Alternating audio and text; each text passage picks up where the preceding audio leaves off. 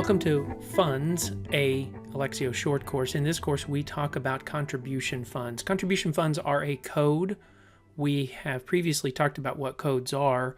In short, those are is what's going to populate drop-down lists in the system. And this one specifically would be when you are entering contributions for someone, these are the funds that you can attribute those contributions to. Like the status area that we looked at, your funds are going to, in some cases, be required for the system to operate. In other words, they're typically referred to as system funds, and you're not going to be able to delete those. You can change the name. That's always going to be the case. You can change the name. I highly recommend if you change the name of system funds, you make sure to note that in your code definition. Another good practice in your code definition is if you want to reference what your GL account number happens to be.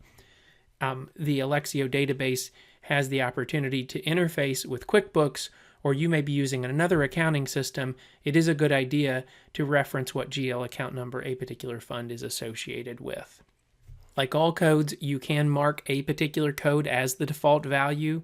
That would indicate that when you are doing contribution entry in mass, or you are entering contributions directly on somebody's people record, the general fund in this case would be the default value that would be used. It doesn't have to be general fund. It obviously could be anything that has that as the marker. When you run your contribution statements, the system will separate out tax-deductible donations from donations made to non-tax-deductible funds. This is where you would indicate whether a fund happens to be tax-deductible. It is not something that you mark when you are entering contributions.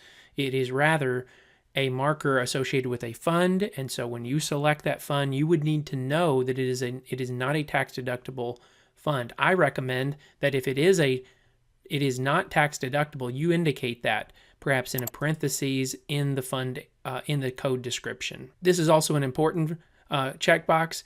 If you're using online giving through Alexio portal, the only funds that are going to be available that your congregation can select and donate to are those that you have identified as publish online. Finally, in the same way with status, you can put funds into groups.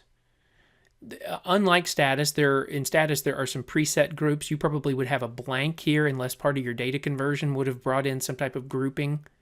You can create new groups by going to the Manage Groups area.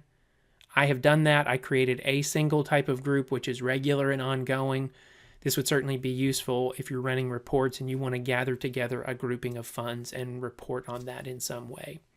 Well, that's it for our description of the funds area of codes.